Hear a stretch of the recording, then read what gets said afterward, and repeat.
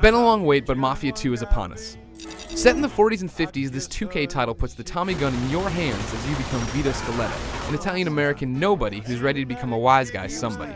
You'll shoot, punch, and speed through 15 chapters of organized crime, but in the end this is a game that never truly reaches made man status, thanks to a few issues. You're gonna be sorry, the both of you. What do you say now?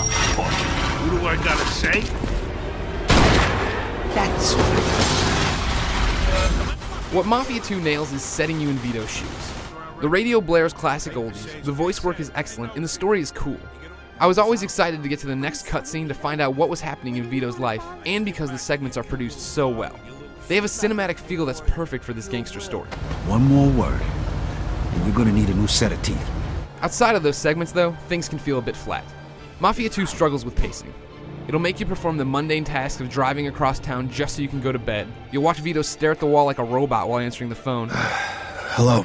And there's a fair amount of screen tearing and lackluster textures on the graphics side.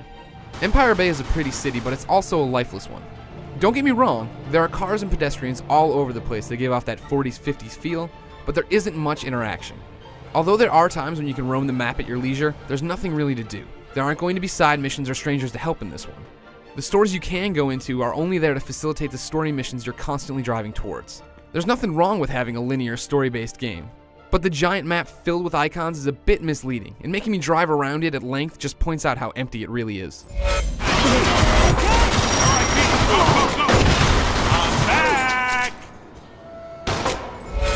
Mafia II is your typical middle-of-the-road third-person shooter. Again, there's nothing wrong with that, but it means that you probably know what to expect, and the game doesn't particularly excel at anything you're expecting. You can take cover, pull off headshots, and reload in an instant, but it all feels rather stiff. You can't blind fire even though your enemies can, the aiming is touchy, and the lock-on assist is hit or miss. When you're not shooting, you'll use an incredibly basic fist-fighting mechanic that is all about holding the dodge button until you can get in a light or heavy punch. Nothing's broken, but nothing's stellar either.